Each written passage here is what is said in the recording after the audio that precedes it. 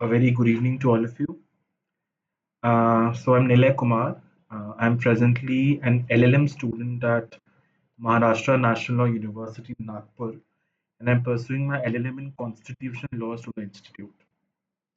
So I cracked CLAT PG 2024 with a rank of 1062, and I'm currently pursuing my LLM. I've done my graduation from Symbiosis Law School, Noida. I'm glad to see many people from my alma mater attending this session. It's quite weird to see my batchmates attending the session and me telling them how to prepare. So, without any further ado, I'm going to begin with the session. There are certain ground rules for the session that I would like to follow, that I expect from you guys to follow. First thing, it would be really appreciated if you could turn on your cameras.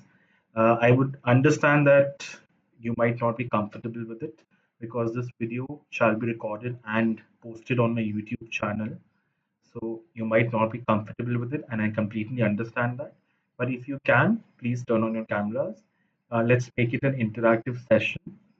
Uh, I expect I expect that you ask your questions at the end of the session. I've reserved certain period of time of the session where you can ask the questions through the chat box, or you can unmute yourself and ask the questions.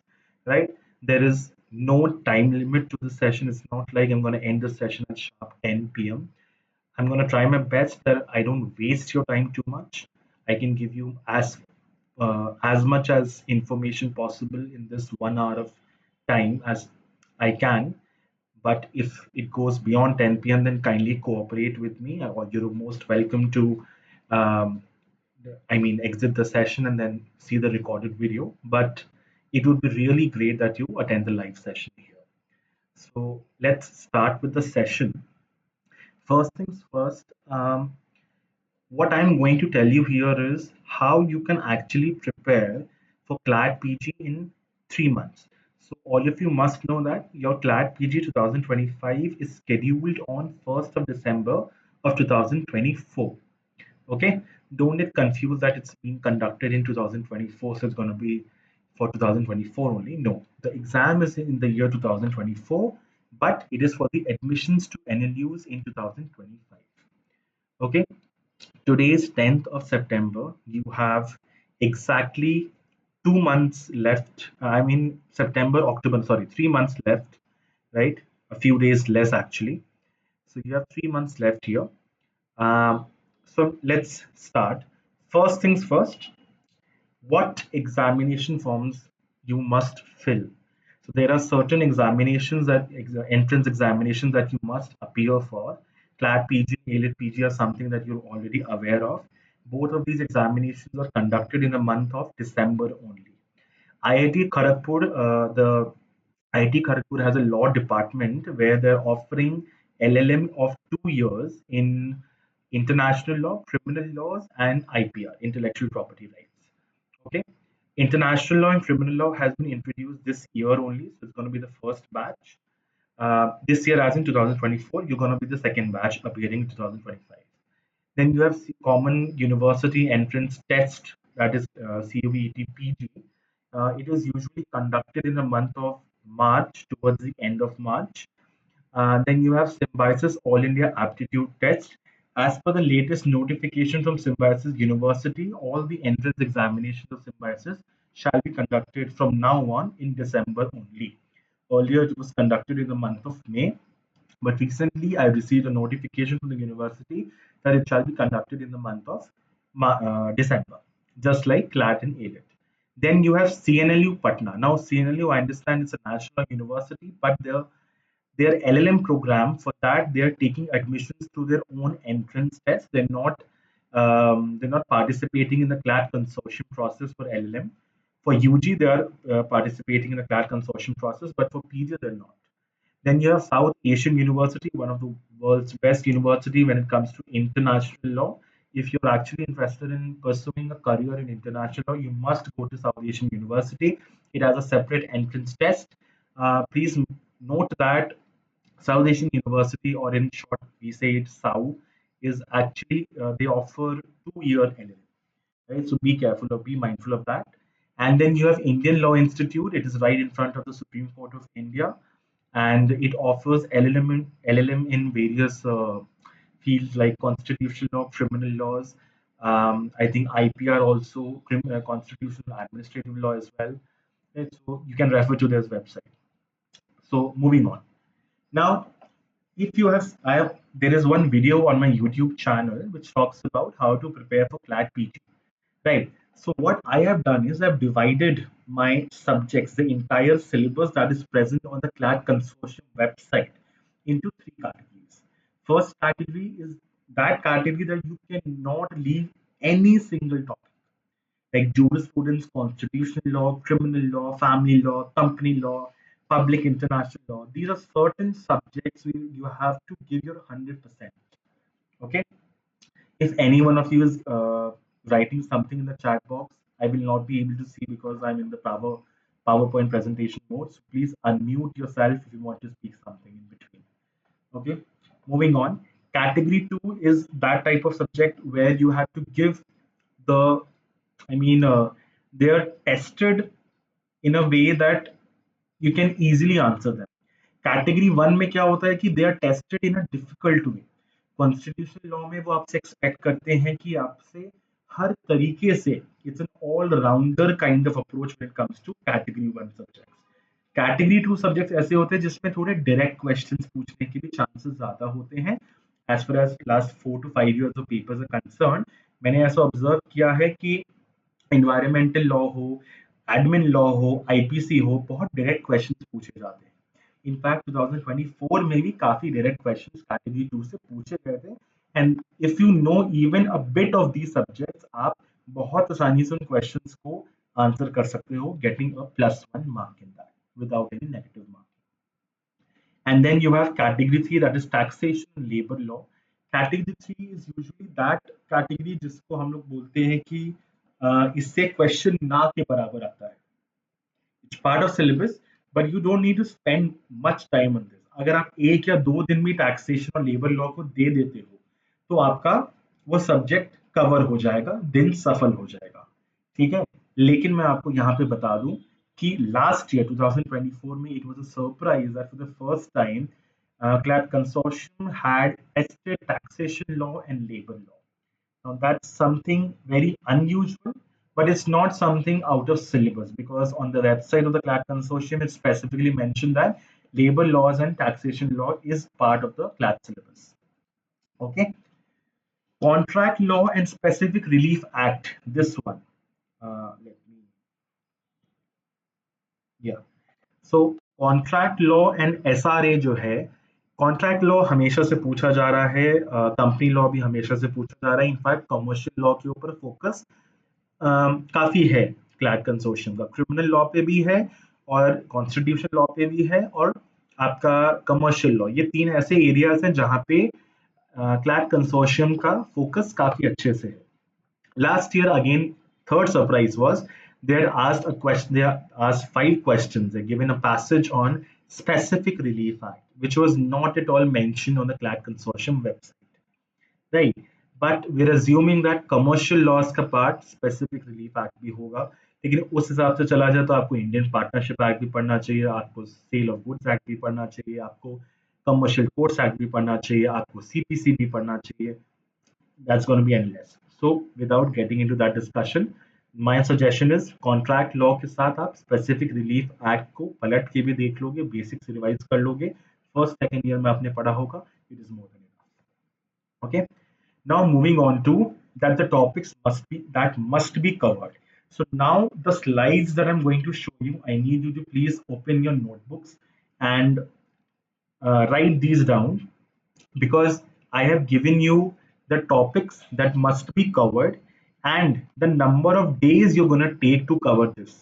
ठीक है. This is the maximum number of days that I've allotted to jurisprudence. 3 दिन में jurisprudence आपको खत्म करना है because you have less than 3 months left for your CLAT exam. Okay. आपको revision भी करना है, आपको मॉक टेस्ट भी देना है, आपको जजमेंट्स पे भी फोकस करना है. ये सारी बातें हमें देखनी है. सो बी माइंडफुल ऑफ कि नंबर ऑफ डेज मैंने कितना दिया है किसी सब्जेक्ट को. ठीक है. So jurisprudence one of the most important subjects, इसमें 5 स्कूल्स ऑफ जूरिस्प्रूडेंस आपको हमेशा याद रखने हैं। इस your positive school of law, natural school of law, sociological school of law, historical school of law and realist school of law। ये 5 schools of jurisprudence है जिसको आपको याद रखने हैं। इसमें आपको बेसिकली ये याद रखना है कि किस स्कूल में कौन-कौन से प्रोपोनेंट्स थे, कहाँ से शुरुआत हुई कॉन्सेप्ट की, और उसके बाद किस-किस फिलोसोफर ने क्या-क्या इम्पोर्टेंट बुक्स उन्होंने पब्लिश किए हैं और उनके क्या-क्या इम्पोर्टेंट कॉन्सेप्ट्स हैं। ठीक है, ये सारी चीजें आपको याद रखनी है। फिर जूरिस्प्रूडेंस की बुक है वीडी महाजन की, उसमें लीगल राइट्स, लीगल पर्सनालिटी और प्रॉपर्टी के कॉन्सेप्ट्स को एक्सप्लेन किया गया है through evolution of human kind, right? Now there are various books that I can actually ask you to read when it comes to evolution of rights, evolution of humankind, but since this is a competitive exam, you need to work hard but also work smart. Smart work and hard work needs to go hand in hand when you are preparing for a competitive exam, especially exam like CLAT, which is very unpredictable. Okay. Next you have constitutional law. Now constitutional law पे fundamental rights पे तो हमेशा focus रहता है। Article 12 से लेके article 35 तक आपको पूरा का पूरा रटा हुआ होना चाहिए। आर्टिकल में क्या लिखा है, आर्टिकल में वर्बैटिम क्या है, आर्टिकल का हेडर नोट क्या है, आर्टिकल नंबर क्या है, ये सारी चीजें आपको याद होनी चाहिए। प्लस फंडामेंटल राइट्स में जितने भी केस लॉज हमने इंपॉर्टेंट डिस्कस किए हैं, आप मेरे यूट्यूब चैनल पे भी रेफर कर सकते हैं। There are videos till article 20, उसके आगे की वीडियोज बना नहीं पाया हूँ, I apologise for that, but article 20 तक वहां पे वीडियोज बने हुए हैं, you can refer to it. Fundamental rights आप अच्छे से पढ़ के जाएंगे, और इस बार आपको राइट टू इक्वालिटी मतलब आर्टिकल 14, आर्टिकल 15 एंड आर्टिकल 16, ये 3 आर्टिकल्स इस बार आपको रटे हुए होने चाहिए। और 1951 से लेके 2024 तक जितने भी केस लॉज हैं रिजर्वेशन से रिलेटेड, वो सारे के सारे आपको by year, by name, by heart, by the name of the judge and by the ratio descendandi of the judgment, ये आपको रटा हुआ होना चाहिए। The reason I am saying this, अभी एक जजमेंट आया है which is Davinder Singh, sorry for my handwriting, Davinder Singh versus state of Punjab.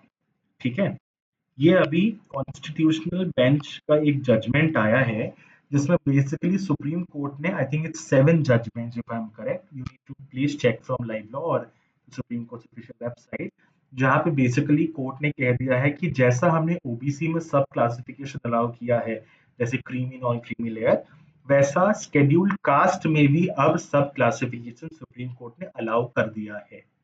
ठीक है, तो आपको ये जजमेंट पढ़ना है, बिल्कुल पढ़ना है, इसीलिए रिजर्वेशन का टॉपिक बहुत इंपॉर्टेंट हो गया है।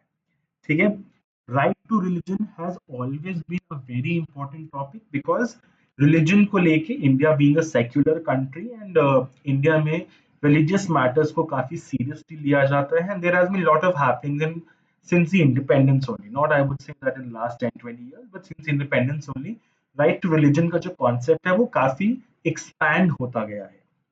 ठीक है, तो आपको राइट टू रिलीजन पे फोकस करना है, which is articles 25 to 28 of the Constitution of India. Then you have amendment of the Constitution, that is Article 368, पूरा प्रोसीजर रटा हुआ होना चाहिए, एंड सारे important case laws involving emergency time वाले जो केस लॉज है, और कॉन्स्टिट्यूशनल अमेंडमेंट्स जो है जो उस टाइम पे हुए थे, 42nd and 44th constitution amendment specifically बात कर रहा हूँ मैं, ये आपको रटे हुए होने चाहिए कि क्या क्या चेंजेस आए थे।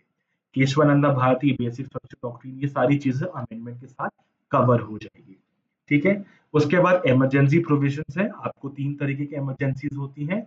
एक होता है प्रोक्लेमेशन ऑफ इमरजेंसी, आर्टिकल 352, जिसमें बेसिकली क्या है, जिसको हम नेशनल इमरजेंसी भी बोलते हैं, जो अभी तक 3 बार लगाई जा चुकी है। दूसरा होता है स्टेट इमरजेंसी या प्रेसिडेंट्स रूल, आर्टिकल 356 बोलते हैं, right, failure of the machinery of the state. And तीसरा होता है financial emergency, that is article 360, जो आज तक नहीं लगाई गई है। ये इमरजेंसी प्रोविजन आपको रटे हुए होने चाहिए। लेजिस्लेचर, एग्जीक्यूटिव एंड जुडिशरी का जो कॉन्सेप्ट है, both at union level and state level, आपको पता होना चाहिए। ठीक है, जैसे जुडिशरी की बात करें तो जुडिशियल अपॉइंटमेंट्स के बारे में, जजेस का रिमूवल के बारे में, प्रेसिडेंट का इम्पीचमेंट के बारे में, लेजिस्लेचर में पावर्स ऑफ एमपीज क्या हैं, ठीक है, काउंसिल ऑफ मिनिस्टर्स क्या होता है, council of ministers and cabinet ministers क्या होता है, ये सारी चीजें। इलेक्शंस में जो इसका जो कॉन्सेप्ट है, इलेक्शन मैंने देखो लास्ट में भी लिखा है, नंबर 5 पे मैंने इलेक्शंस लिखा है। इलेक्शंस आपका लोकसभा में में भी आएगा, राज्यसभा में भी आएगा, प्रेसिडेंट और वाइस प्रेसिडेंट का भी इलेक्शन कैसे होता है उस बारे में भी आएगा। ऐसे ही स्टेट लेवल पे भी गवर्नर का अपॉइंटमेंट कैसे होता है, चीफ मिनिस्टर का अपॉइंटमेंट कैसे होता है, बाई कैमरल और यूनी कैमरल लेजिस्लेचर्स क्या होते हैं, ये सारे कॉन्सेप्ट जो हैं आपको पार्ट 5 ऑनवर्ड्स आपको मिल जाएंगे। ठीक है, legislature, executive and judiciary, union और स्टेट लेवल पे। ठीक है, एंड लास्ट इलेक्शंस। इलेक्शन से रिलेटेड लास्ट ईयर बहुत इंपॉर्टेंट जजमेंट आया था, Anoop Baranwal versus Union of India, Election Commission of India से रिलेटेड था। तो इलेक्शन अभी भी, और इस साल लोकसभा के इलेक्शंस हुए हैं, और अभी काफी स्टेट्स में इलेक्शंस आने वाले हैं। फॉर एग्जांपल हरियाणा हो गया, महाराष्ट्र हो गया। ठीक है, तो आपको यहाँ पे इलेक्शंस आने वाले हैं, इसलिए you need to be very mindful of the topic of elections. तो इलेक्शंस के जितने भी एक चैप्टर है कॉन्स्टिट्यूशन में जो आपको पढ़ना चाहिए। ठीक है, अच्छा, whatever I am telling you here is that is are those topics that you must cover. इसके अलावा जो सिलेबस मैंने पहले शेयर कर रखा है अपने यूट्यूब चैनल पे और टेलीग्राम चैनल पे, वो आपको करना चाहिए। पर ये ऐसे टॉपिक्स हैं जो आपको फॉर श्योर करना चाहिए। तो मैं आपको सिलेबस का मोस्ट इंपॉर्टेंट क्रक्स दे रहा हूँ जो आपको करके जाना चाहिए, so that you can crack CLAT. I am not saying अभी क्लैट देने में आपको टाइम निकल चुका है, आप लेट हो चुके हैं, ऐसा कुछ भी नहीं है। लेकिन इट टाइम कम है, तो it will take you some time. Okay, so you need to fasten up, you need to increase your speed. 5 days में आपको कॉन्स्टिट्यूशन लॉ इतना खत्म हो जाना चाहिए। Your suggested book is V N Shukla. You can always take help of Google and YouTube videos. You can explore my channel. You can explore any other YouTube channel. आपने भी 5 साल लॉ स्कूल किया है, आपको भी पता है कौन कौन से YouTube चैनल अच्छे हैं। ठीक है, I'm not here to promote any particular YouTube channels and I am not gonna take any names, but you're very much aware कि कौन कौन से YouTube channels आप देख सकते हैं। Then you have administrative law, जिसमें आपको पीएनजे पढ़ना है, एडमिनिस्ट्रेटिव ट्रिब्यूनल्स पढ़ना है, राइट टू इंफॉर्मेशन एक्ट पढ़ना है, और judicial review of administrative decisions के बारे में काफी कुछ आपको गूगल और यूट्यूब पे मिल जाएगा। इसके लिए आप आईपी मसी की एडमिनिस्ट्रेटिव लॉ की बुक आती है, रेड कलर की बुक होगी, आई थिंक ये ईबीसी पब्लिकेशंस की है, इफ आई एम करेक्ट। इसको आपको एक दिन में खत्म करना है। ठीक है, whatever books I am telling you is only for reference and it has to be fast reading. ठीक है, आप अपना कॉम्प्रिहेंशन रीडिंग का स्पीड भी बढ़ाना है, क्योंकि आपको ये याद रखना है, CLAT is all about speed. बहुत रीड करने के लिए आता है। लास्ट ईयर का पेपर अगर आपने देखा होगा, अचानक से 24 पैसेजेस दे दिए थे, which was surprising to many of the students. तो आपकी रीडिंग स्पीड हमेशा ज्यादा होनी चाहिए, so focus on that. Then you have family law. Family law में आपको हिंदू और मुस्लिम लॉज पे ही फोकस किया जाता है, जिसमें marriage, laws on marriage, laws on divorce, laws on maintenance. ठीक है, अभी मेंटेनेंस को लेके सेक्शन 125 ऑफ सीआरपीसी को लेके बहुत इंपॉर्टेंट सुप्रीम कोर्ट का जजमेंट आया है। तो maintenance has become a very important topic. तो आप मेंटेनेंस का topic, Hindu marriage act, Hindu adoption and maintenance act, और बीएनएसएस एंड सीआरपीसी, इन सब में जितनी भी मेंटेनेंस के प्रोविजन है, ये सारे के सारे आप पढ़ेंगे। उसके बाद legitimacy of children has always been an important topic. Last year भी इसके ऊपर एक इंपॉर्टेंट जजमेंट आया था, if I am correct, Aparna Ajinkya versus Ajinkya करके कुछ जजमेंट था। ठीक है, you can refer to that judgement, but there are lots of judgement. तो legitimacy has always been a very important topic, और इसको हिंदू लॉ और मुस्लिम लॉ दोनों के पर्सपेक्टिव से पढ़ना है। And last is adoption loss. Adoption loss पे आपको हमेशा फोकस होना चाहिए। The suggested book for family law is Poonam Pradhan Saxena. Again, you have to finish this entire family law in 3 days at any cost. Otherwise, आपको late हो जाएगा। ठीक है, पूनम प्रधान सक्सेना को आपको बस गो थ्रू करना है, एकदम लाइन टू लाइन पेंसिल लेके बैठ के नहीं पढ़ना है, क्योंकि ये सारी चीजें आप ऑलरेडी अपने लॉ स्कूल में पढ़ चुके हो। It's just a revision. ठीक है, then you have company law. इसके लिए मैंने 5 days दिए हैं, and these are very important topics. ठीक है, इंपॉर्टेंट डॉक्ट्रिन्स आ गए, जैसे doctrine of doctrine of wheel करके एक आई थिंक है। ठीक है, फिर रजिस्ट्रेशन कैसे होता है किसी कंपनी का, memorandum of association, articles of association और प्रोस्पेक्टस क्या होता है। शेयर्स एंड डिबेंचर्स के लिए आप बेयर एक्ट रेफर करेंगे। Meetings of board of directors and share holders, ये सारी चीजें बहुत इंपॉर्टेंट है। Appointments, qualifications and powers of directors and winding up of a company. Winding up of company दो लॉज के अंडर में होता है, एक कंपनीज एक्ट ऑफ 2013 और एक insolvency and bankruptcy code of 2016। दोनों को आपको रेफर करना है। For this the best book is Avtar Singh, you must finish this in 5 days at any cost. Okay, then you have CRPC and BNSS. BNSS is basically भारतीय नागरिक सुरक्षा संहिता। ठीक है, इसमें मैंने सेक्शन वाइज नहीं मेंशन किया, मैंने टॉपिक्स मेंशन किए हैं। Criminal law has always been a very important part of every law entrance examination. Every law examination, be it judiciary, be it UPSC, be it your CLAT, ALET, any other entrance examinations, be it JAG, आपको ये पढ़ना ही पढ़ना है। Criminal law पूरा clear होना चाहिए, cut to cut. ठीक है, इसमें इंपॉर्टेंट टॉपिक्स मैंने आपको साफ दे दिए हैं। FIR, occurrence report, examination of persons acquainted with the facts of the case, ये सेक्शन 161 162 ऑफ CRPC की बात कर रहा हूं मैं। सफिशिएंट और इनसफिशिएंट एविडेंस 169 170 की बात कर रहा हूं मैं। Case diary, police report, arrest, bail, complaint proceedings, power to summon material witness or examine persons present, power of the court to examine the accused, and inherent powers of the high court. अब देखो मैंने यहाँ पे topics लिखे हैं जानबूझ के, because इनके सेक्शंस नए वाले जो क्रिमिनल लॉज आए हैं उसमें चेंज हो गए हैं। I could have written the old sections, but what I want you to do is आप ओल्ड सेक्शंस भी पढ़ेंगे, आप न्यू सेक्शन भी पढ़ेंगे, बहुत ज्यादा चेंजेस नहीं आए हैं। जो आपको चेंजेस दिखेंगे वो दिखेंगे सेक्शन 173 ऑफ CRPC में। बेल के जितने भी सेक्शंस हैं, दैट इज सेक्शन 400 समथिंग, 435 से ऑनवर्ड्स आपकी बेल प्रोसीडिंग्स हैं। और अरेस्ट की जितने भी सेक्शंस हैं, that is section 41 and section 41A, यही दो मेन सेक्शन है CRPC के। ठीक है, ये आपको जरूर से पढ़ना है नए BNSS से। ठीक है, तो CRPC से पढ़ेंगे, BNSS से पढ़ेंगे, आप उसमें क्या चेंजेस आए हैं उसको कंपेयर करेंगे। इन तीन टॉपिक्स का फॉर श्योर करेंगे, प्लस सेक्शन 311 एंड सेक्शन 313। ठीक है, 311 is basically power to summon material, ये 311 है, और ये 313 है। इसको भी आप नए वाले जो BNSS आया है उससे कंपेयर करेंगे। ये सेक्शन 482 है, inherent powers of the high court, ये एज इट इज है, बस नया सेक्शन याद कर लेना। CRPC और BNSS के सेक्शंस आपको रटे हुए होने चाहिए by heart.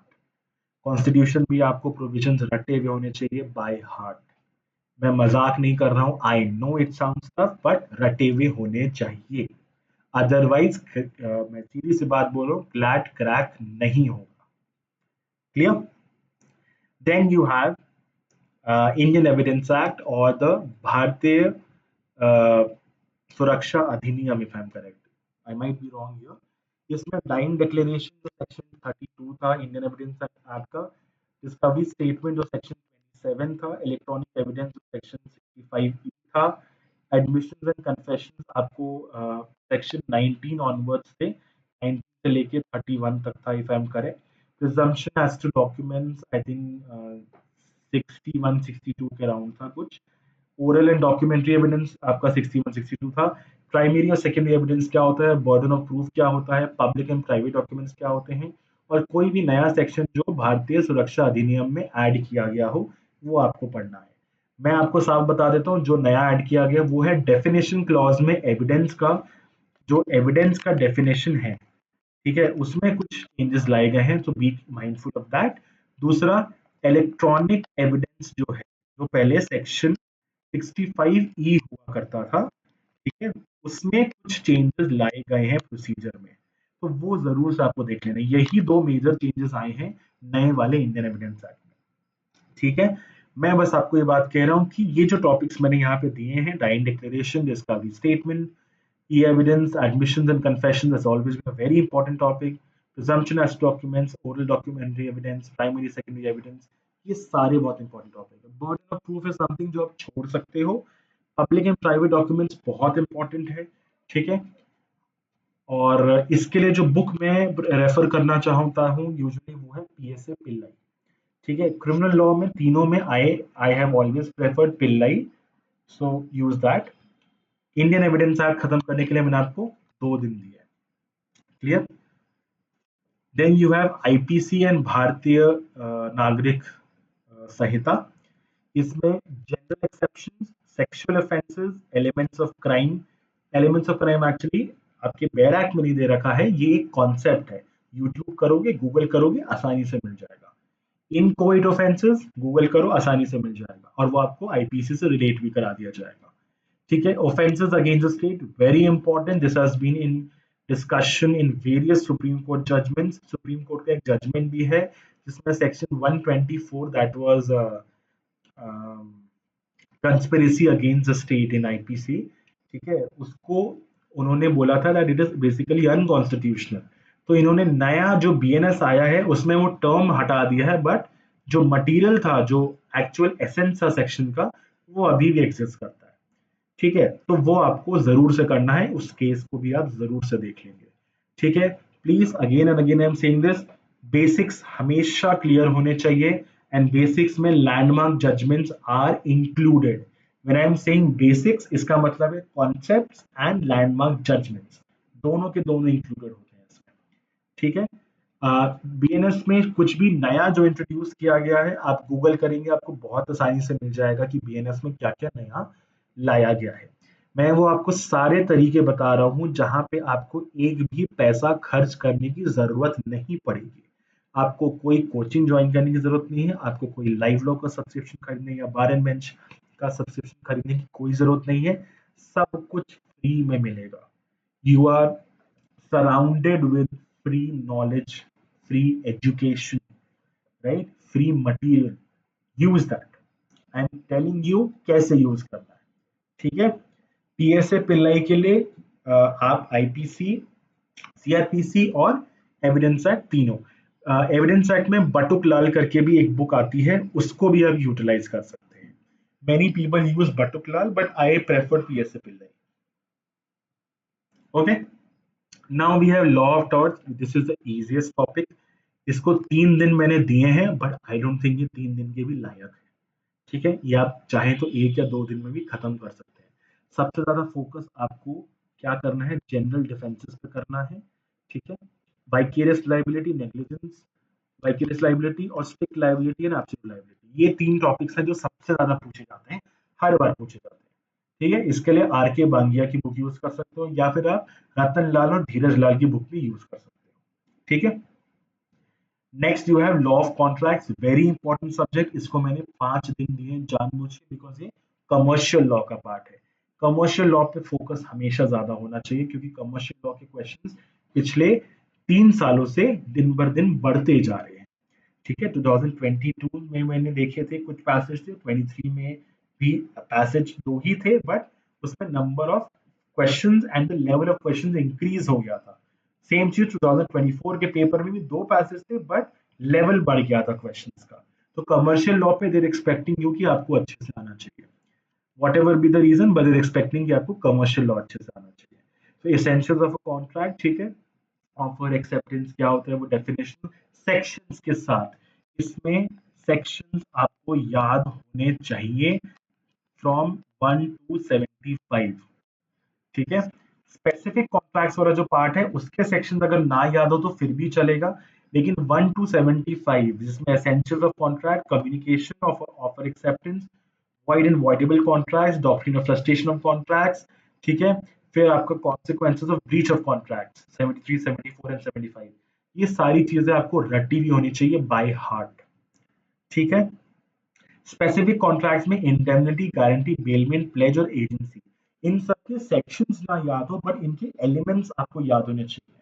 What is indemnity, ठीक है। और इनके सेक्शंस के साथ इंडियन कॉन्ट्रैक्ट एक्ट में सबसे अच्छी चीज क्या है, सेक्शंस के साथ इलस्ट्रेशंस दे रखे हैं। तो आपको कहीं से भी किसी भी बुक से कुछ पढ़ने की जरूरत नहीं है। सेक्शन पढ़ा, इलस्ट्रेशन पढ़ा, अप्लाई किया, कॉन्सेप्ट लिया, ठीक है। मेक नोट्स, एलिमेंट्स लिखो, लंबे लंबे नोट्स नहीं बनाने। टेक एन A4 शीट, लिखो, इंडेमनिटी क्या क्या एलिमेंट्स होते हैं, 1 2 3 एलिमेंट्स लिखे, एक इलिस्ट्रेशन लिख दिया, इलिस्ट्रेशन आप खुद भी बना सकते हो, बेरैट का भी यूज कर सकते हो, done, topic is done, that's how you do it. ठीक है। इसके लिए आप कॉन्ट्रैक्ट की डॉक्टर आर के बांगिया की बुक आती है, ये 2 पार्ट्स में आती है, 1 और 2 में, आप यूज कर सकते हैं।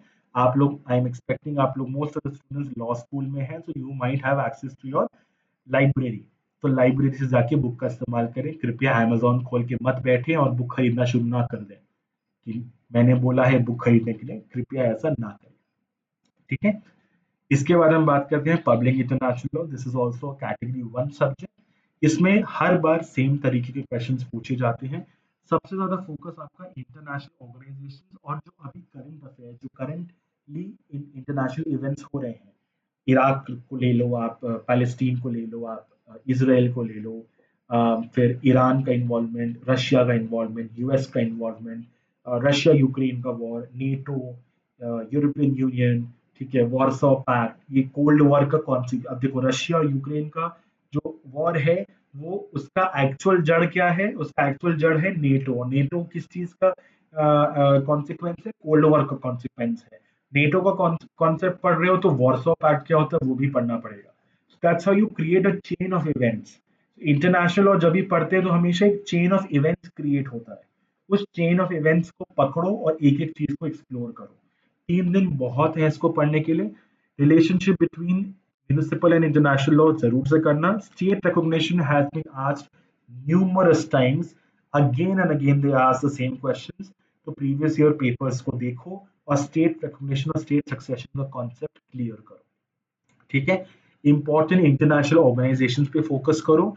और इसमें मैं एक चीज लिखना यहाँ पे भूल गया हूँ, दैट इज इंटरनेशनल कन्वेंशन। ठीक है। Convention basically all types of treaties that have been signed. अभी देखो जैसे वॉर चल रहा है तो ह्यूमैनिटेरियन लॉ इंपॉर्टेंट हो गया। ह्यूमैनिटेरियन लॉ इंपॉर्टेंट हो गया तो उससे रिलेटेड क्या कन्वेंशन है, जेनीवा कन्वेंशन। तो there are 4 Geneva Convention up till date. तो जेनीवा कन्वेंशन के बारे में बेसिक पता होना चाहिए आपको। फिर ह्यूमैनिटेरियन लॉ से रिलेटेड और भी कुछ कन्वेंशन या ट्रीटी साइन हुई है तो वो आपको पता होना चाहिए। ठीक है। तो मान लो अभी सडनली कोई न्यूज आती है कि there is something going on related to space army. आपको पता होगा यूनाइटेड स्टेट्स ऑफ अमेरिका ने स्पेस आर्मी बनाना शुरू कर दिया है। ठीक है। अब स्पेस लॉ के ऊपर बहुत कम अभी बुक्स हैं, एक्सप्लोर नहीं हुआ, it's a very niche field, right. तो इसके लिए आप क्या करोगे कि आप क्या देखोगे, क्या इसके ऊपर कोई ट्रीटी साइन हुई है, क्या कोई लॉ बनाया गया है, इस तरह की चीजें। ठीक है। फिर law of law of seas has always been important. Conventions की बात करो, यूनाइटेड नेशंस का आपका जो चार्टर है, UN charter, very important part. Article 51 उसका कभी मत भूलना, सेल्फ डिफेंस के ऊपर है यूएन चार्टर। ठीक है। ये सारी चीजें आपको याद रखना है। इसके लिए देखो मैंने सोर्स लिखा है Google and YouTube. And very important thing, ये जितने भी लैंडमार्क जजमेंट्स हैं आईसीजे के एंड आईसीसी के, ठीक है, ये जरूर से एक बार पढ़ना। इसकी समरीज आपको आईसीजे और आईसीसी के वेबसाइट्स पे मिल जाएगी।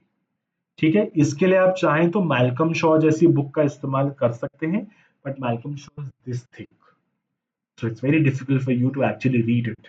इतना वॉल्यूमिनस रीडिंग आप अभी अफोर्ड नहीं कर सकते, इसलिए गूगल एंड यूट्यूब। ठीक है। Moving on to environmental law. Environmental law हर बार पूछा जाता है और हर बार स्कोरिंग होता है, डायरेक्ट क्वेश्चंस आते हैं।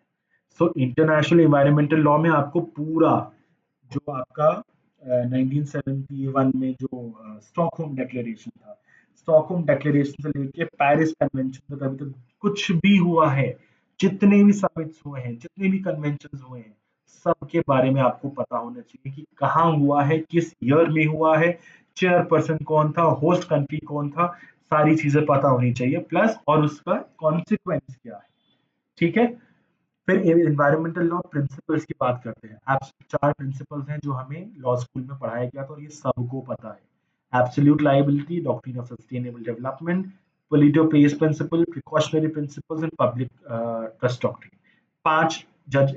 5 डॉक्ट्रिन्स हैं एनवायरमेंटल लॉ के। इसके ऊपर सारे इंडियन केसेस जितने भी हैं, सब के सब रट जाओ बाय हार्ट। ईयर के साथ, स्पेशली एमसी मेहता वाला जो सीरीज है पूरा, MC Mehta MC Mehta MC Mehta, ठीक है, ताज ट्रिपीजियम केस हो गया, गंगा वाटर पोल्यूशन केस हो गया, ये सब कुछ आपको पता होना चाहिए, ठीक है। उसके बाद कुछ इंपॉर्टेंट एक्ट्स आते हैं, environmental protection act, water pollution act and air pollution act. ये तीन ऐसे एक्ट्स हैं जो काफी बार यूज किए गए हैं।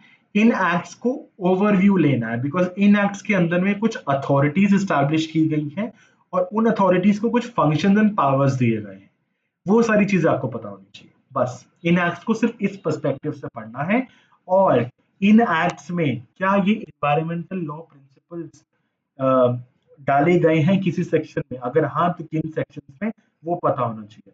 प्लस ये environmental law principles international convention में भी डाले गए हैं, रियो डिक्लेरेशन में जैसे है, तो वो सारी चीजें आपको पता होना चाहिए कि रियो डिक्लेरेशन के कौन से आर्टिकल में बोला जा रहा है पॉल्यूटर पेस प्रिंसिपल के बारे में बात की जा रही है या प्रिकॉशनरी प्रिंसिपल की बात की जा रही है, ठीक है। And last is environmental impact assessment. इसका ऊपर जजमेंट्स आती रहती हैं, काफी बार आई हैं जजमेंट्स, इसका कॉन्सेप्ट पता होना चाहिए आपको बस, ठीक है। और अगर कोई ऐसी सुप्रीम कोर्ट की जजमेंट आई है पिछले 2 सालों में जो बहुत इंपॉर्टेंट हो, तो उसको पढ़ लें, अदरवाइज इन्वायरमेंटल इम्पैक्ट असेसमेंट पे ज्यादा दिमाग नहीं खराब करना है। इसके लिए गूगल और यूट्यूब काफी है, लेकिन एक एस सी शास्त्री की एबीसी पब्लिकेशन की बुक आती है एनवायरमेंटल लॉ की, you can refer to it, otherwise Google and YouTube are more than enough.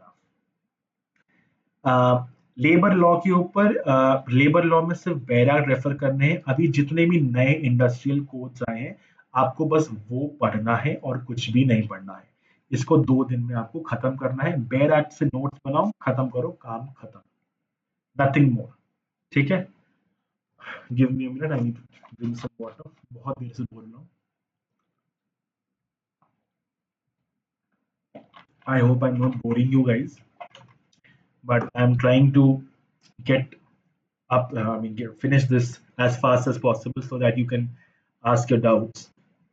Taxation law में यही हेडर्स हैं जो बार बार रिपीट किए जा रहे हैं पिछले 5 सालों से। अभी तक एक ही बार क्वेश्चन आया टैक्सेशन लॉ का, वो लास्ट ईयर आया था। Otherwise taxation law is not that important, और इसलिए मैंने इसको सिर्फ एक दिन डिवोट करने के लिए बोला है, okay. So this was my suggestion when it comes to topics that are very important and it must be covered.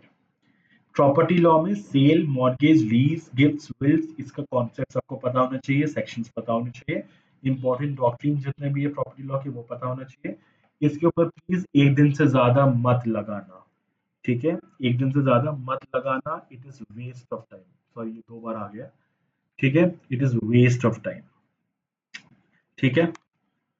Now coming to, अभी मैंने आपको बता दिया कितना करना है। सो अभी मैंने पीछे जितने भी दिन अलॉट किए हैं वो आ रहे हैं 48 से 50 डेज, मतलब 2 महीने में आपका पूरा बेसिक्स का सिलेबस खत्म हो रहा है, and you still have 1 month left. नवंबर आपका बचेगा, राइट। तो नवंबर में क्या करना है, नवंबर में हमें मॉक टेस्ट देने हैं। My suggestion to you is, ये स्क्रीन पे जो भी आपको दिख रहा है, that is syllabus completion must be done in 48 to 50 days, at max 60 days, not more than this, ठीक है। 7 to 8 hours of sleep on a daily basis is very important, otherwise you're not, if your health is not okay, you're not going to be able to study, ठीक है। फिर 3 study sessions आपके होने चाहिए, हर study session 2 घंटे का होता है।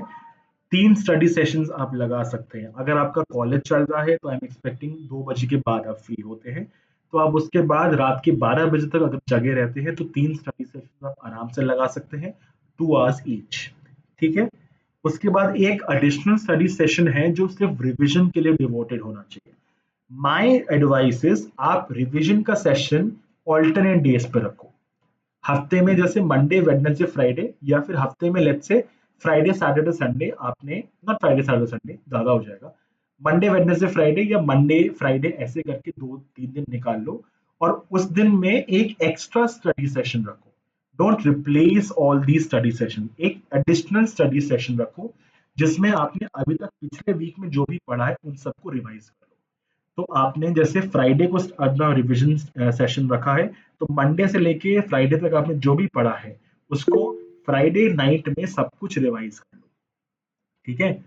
अगर पॉसिबल है तो अगर आपके पास, जैसे अगर कुछ लोग ऐसे हैं जो लोग अभी लॉ स्कूल में नहीं है या ग्रेजुएट हो चुके हैं, दे हैव टाइम, तो आई वुड एडवाइज कि आप रोज ऑन अ डेली बेसिस रात में एक घंटे या 2 घंटे का स्टडी रिविजन सेशन रखो, जिसमें बेसिकली सुबह से लेके शाम तक आपने जो भी पढ़ा है वो रिवाइज कर सको।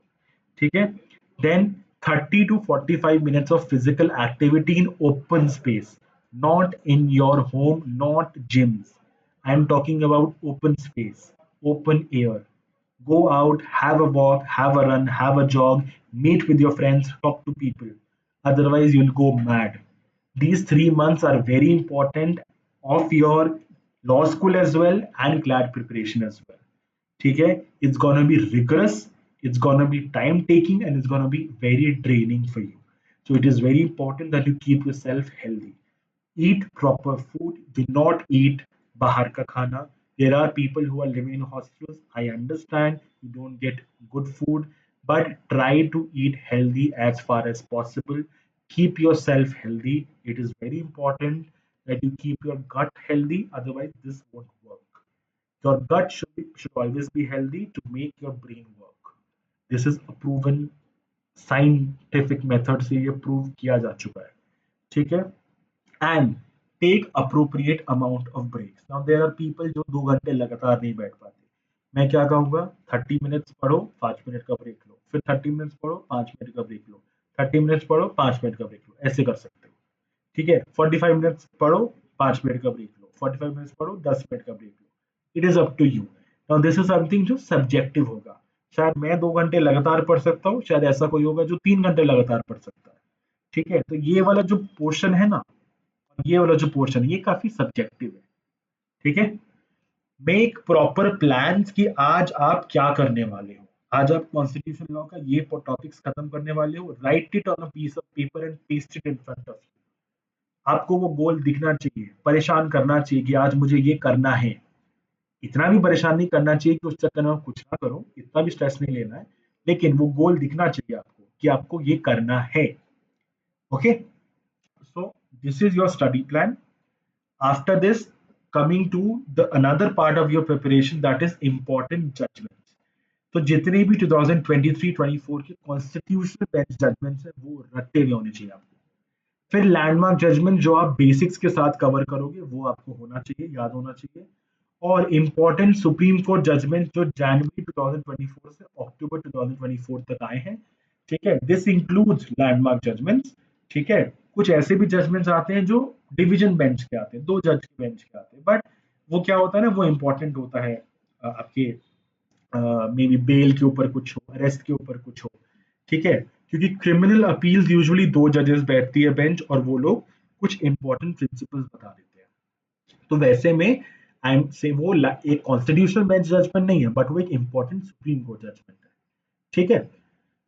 अब जजमेंट में क्या याद होना चाहिए? Name of the judgment, name of the author of the judgment, वो जजमेंट किसने लिखा है। यूजुअली 3 तरीके की चीजें लिखी जाती है, एक मेजोरिटी ओपिनियन होता है, एक कॉन्करिंग ओपिनियन होता है, और एक डिसेंडिंग ओपिनियन होता है। तीनों के ऑथर्स आपको पता होने चाहिए। फिर ratio decidendi, that is what is the operative part of the judgement, ये आपको पता होना चाहिए। और अगर डिसेंडिंग ओपिनियन है तो वो भी जरूर से पता होना चाहिए। ठीक है। और उस जजमेंट में जितने भी प्रीवियस केस लॉस उस टॉपिक से रिलेटेड, मान लो कोई जजमेंट है जो इलेक्शन कमीशन ऑफ इंडिया से रिलेटेड है, या फिर मान लो कोई बेल या अरेस्ट से रिलेटेड है, तो आपको ये बेल और अरेस्ट है आपने जो बेसिक्स में पढ़ा है वो सारे जजमेंट्स आपको रिवाइज हो जाएंगे। वो रिवाइज करना है, उसको इस प्रेजेंट जजमेंट से रिलेट करना है, ताकि आप एक connection, again I am saying the same thing, it is a chain of events. ठीक है। कोई जजमेंट आ रहा है पीएमएलए में कि बेल पीएम, अभी एक सुप्रीम कोर्ट का जजमेंट था जिसमें बोला गया that bail is an exception, sorry, bail is the rule, jail is the exception, and this applies to prevention of money laundering act as well. अभी ऐसा एक जजमेंट में बोला गया है, if I am correct, Manish Sisodia को जो बेल ग्रांट की गई है उसमें सुप्रीम कोर्ट ने ये लाइन बोली थी। ठीक है। अब bail is the rule, jail is the exception, ये बहुत इंपॉर्टेंट है ये फ्रेज, और ये बहुत बार रिपीट हुआ है। तो ये बेल और अरेस्ट से रिलेटेड सारे केसेस आप पढ़ोगे, सारे प्रोविजंस आप पढ़ोगे, और अभी जो लेटेस्ट जजमेंट आए हैं इसके ऊपर वो भी पढ़ोगे, तो आपका सारा का सारा टॉपिक्स अपने आप एक इंटरकनेक्टेड वेब में कन्वर्ट हो जाएगा। So it's gonna be all interconnected. कुछ भी आइसोलेशन में नहीं पढ़ पाओगे आप। ये नहीं कि आप आज एक ये जजमेंट पढ़ रहे हो तो आइसोलेशन में पढ़ो, नहीं। आज एक जजमेंट पढ़ रहे हो, ये कहीं ना कहीं आपके किसी बेसिक्स के कॉन्सेप्ट से रिलेटेड होगा।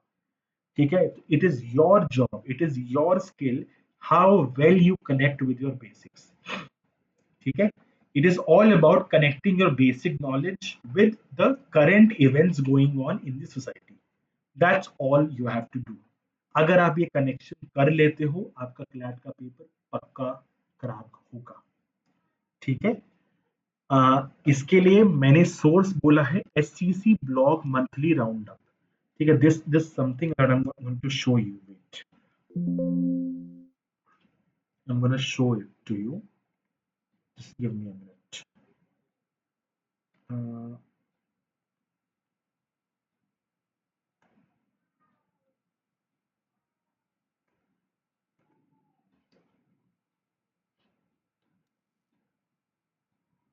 तो this is the website that I am talking about, SCC online times करके एक ब्लॉग है। और इसके ऊपर बेसिकली अगर आप जाओगे लीगल राउंडअप्स, ये देखो आप, ये लीगल राउंडअप्स है। इसमें लीगल राउंडअप्स, हम सुप्रीम कोर्ट राउंडअप्स पे क्लिक करो। अरे यार व्हाट्स हैपनिंग हियर। ठीक है, दिस पेज विल ओपन। अब इसमें देखो, अगस्त 2024 का राउंडअप दे रखा है आपको, जुलाई का आपको दे रखा है, फिर पीछे आप जाओगे जून का आपको दे रखा है। तो इसमें से आप केसेस फिल्टर कर सकते हो कि आपके लिए क्या इंपॉर्टेंट है, राइट। तो ये आप वेबसाइट यूज कर सकते हो, it is free of cost. Live law पे भी आपको राउंडअप्स आते हैं, monthly roundups, weekly roundups, yearly roundups, ये सारे आते हैं। बट वही है, इट्स पेड, तो it is up to you कि आप क्या यूज करना चाहते हो। ठीक है, coming back to the power point presentation,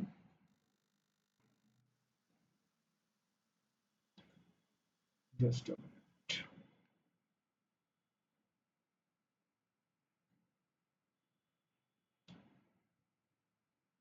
yeah, uh, this is not going to take much time now.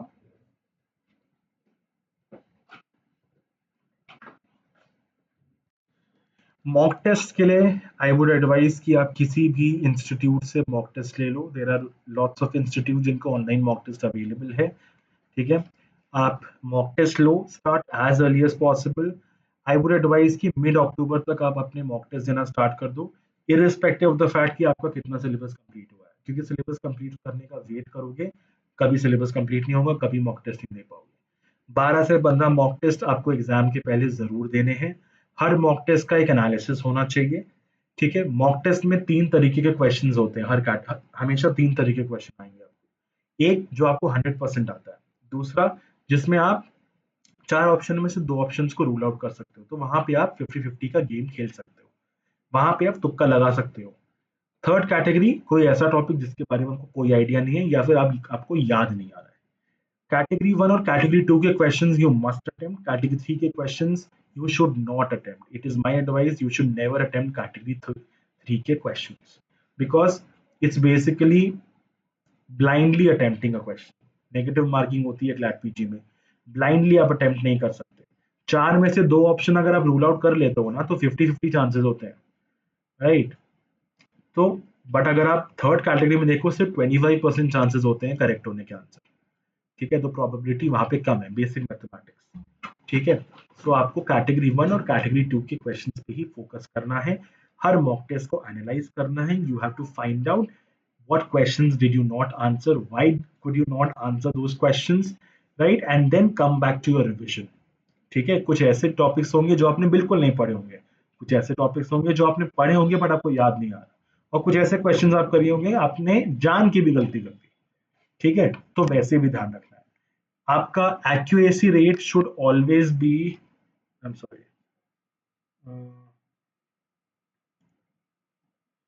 आपका एक्यूरेसी रेट जो है that should always be more than 85% in every mock test. किसी भी मॉक टेस्ट में 85% से below आ रहा है, it is a matter of concern. I am not saying पहला मॉक टेस्ट दोगे तो सीधा 85% आपका एक्यूरेसी आ जाएगा। ठीक है, इट टेक्स टाइम, बट एक इम्प्रूवमेंट होना चाहिए। ठीक है, ऐसा नहीं होना चाहिए कि आपका इम्प्रूवमेंट नहीं हो रहा है। दूसरी चीज, some people try to play so safe कि वो 120 क्वेश्चंस में से हार्डली 40 क्वेश्चंस अटेम्प्ट कर रहे हैं, और 40 में से 40 करेक्ट हो रहा है, वहां पे 100% एक्यूरेसी है, बट 40 मार्क्स का क्या करोगे आप? You can't do anything about it. 40 marks में कुछ नहीं होगा, राइट? तो एक्यूरेसी के साथ आपका अटेम्प्ट रेट भी हाई होना चाहिए। ठीक है, so it is your job to actually balance कि आपका एक्यूरेसी भी इनफ रहे और अटेम्प्ट रेट भी इनफ रहे, दोनों को बैलेंस करना है। ठीक है, and this is my final advice to all of you, revise revise and revise. Basics पे फोकस करो, जजमेंट पे फोकस कम करो। सेक्शंस और कॉन्स्टिट्यूशनल प्रोविजंस रटे हुए होने चाहिए। लैंडमार्क जजमेंट्स अपने बेसिक कॉन्सेप्ट्स के साथ रिवाइज रिलेट करो, और and they are of extreme importance. Latest supreme court judgements apparently comparatively कम इंपॉर्टेंट है when it comes to CLAT. ठीक है, जो बहुत, जैसे 7 जज बेंच आ गया, 9 जज बेंच जजमेंट आ गई, 5 जज बेंच जजमेंट आ गई, वो आपको ऑलरेडी न्यूज़पेपर हेडलाइंस में या फिर लाइव लॉ में ब्रेकिंग न्यूज में आपको मिल जाता है। Just go through them, read them. लेकिन बेसिक्स सबसे पहले होना चाहिए, लेटेस्ट जजमेंट्स बाद में। It is always basics, landmark judgments, then latest judgments. First is your basics, हमेशा, and revision on a daily basis, or at least on a क्या बोलते हैं, by weekly basis. By weekly मतलब एक week में 2 बार। ठीक है, जरूर करना है आपको। रिवाइज नहीं करोगे, सेक्शंस भूलोगे, कॉन्सेप्ट्स भूलोगे, क्लास डूबेगा। ठीक है, so this is it for from my side.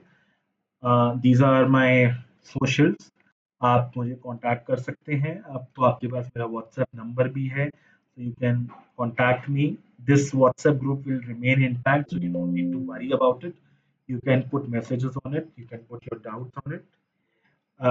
Now the floor is open for questions. If you have any questions or any concerns, you can ask right now. I'm giving you 5 minutes, 5 to 10 minutes. You can ask your questions. I can see that many people have left the meeting. I understand that it might be boring for you, but if there are any questions, you can ask them right now.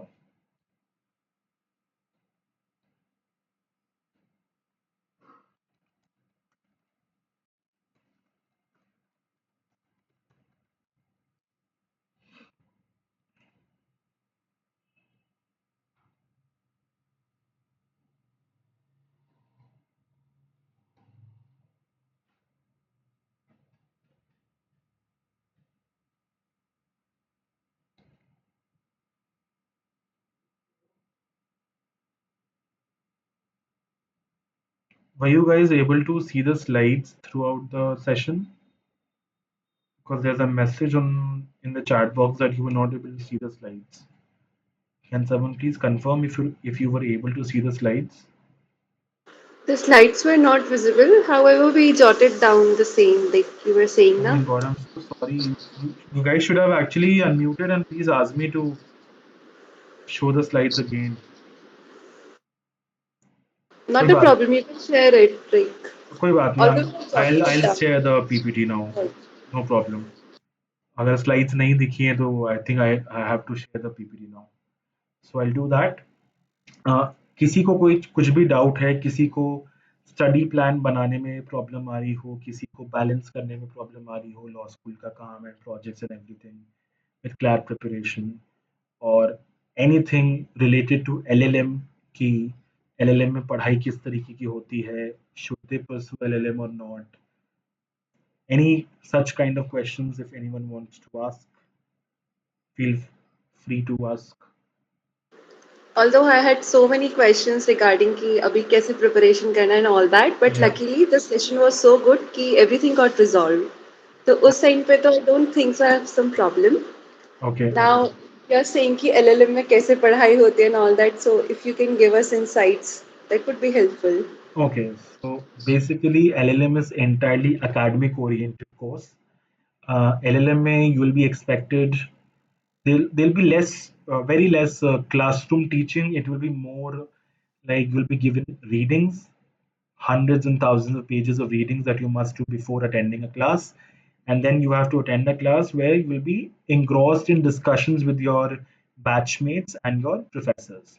right? You'll be expected to write research papers and get them published as soon as possible. And at the end of your year, you're supposed to write a dissertation. So dissertation is basically a smaller version of thesis. Thesis is when you go for PhD. So dissertation, mein you have to you have to do a proper research study, and then find out a real social problem existing in the society based on the specialization you're pursuing. For me, it's constitutional law, so I am going to find out a research problem which is related to the society, constitutional law के perspective से. And then what I'm going to do is I'm going to frame research questions, conduct a research study, find a solution for that research problem, and then give my conclusions in the study. And after that, I have to appear for a viva in front of a panel who are going to ask me questions about my research, and then they are going to approve my dissertation. So ये आपका LLM का पूरा day one से last day तक journey रहता है. The entire course is all about reading and writing, nothing else. Examination पे focus कम रहता है, इस पे सबसे ज़्यादा focus सिर्फ reading और writing पे रहता है. So that's what LLM is all about. But I guess there will be enough exposure if we get into some good institute. Yeah, I mean, what kind of exposure are you expecting in an LLM? Exposure in terms of like I tell you what like मेरे साथ जो है ना I did my law from a state university तो वहाँ Okay, पे classes वाला कोई scenario था ही नहीं. okay, So this is something which I miss the most कि वो classroom learning, that interaction with your batchmates, that good discussion, I missed it all. So abhi okay, ultimately I feel this is one way through which I can get into some good place, some good institution and like okay, okay. gain that exposure. Well, sorry to disappoint you, but don't expect कि like, for example, if I'm pursuing constitutional law में LLM, I cannot expect my teachers to teach me what is Article 21 just because I did not have a good exposure in my bachelor's degree, in my undergraduate college, right? It's not gonna happen. The teachers here are expecting you कि आपको article 21 के बारे में A to Z पता हो. ठीक है, अगर आप आईपीआर में स्पेशलाइजेशन कर रहे हो तो आपको कॉपीराइट एक्ट क्या होता है, ट्रेडमार्क एक्ट क्या होता है, ए टू जेड पता हो. सारे इंटरनेशनल कन्वेंशन जो हैं आपके कॉपीराइट और ट्रेडमार्क ट्रिप्स अग्रीमेंट एंड वो सारी चीजें जो हैं वो आपको सब पता हो. ठीक है, तो if you have this expectation कि आपकी क्लासरूम लर्निंग होगी एलएलएम में merely बिकॉज आप ग्रेजुएशन में नहीं मिल पाया आपको वो exposure, then I would strongly advise to rethink your choices. ठीक है, एलएलएम में ऐसा नहीं होगा.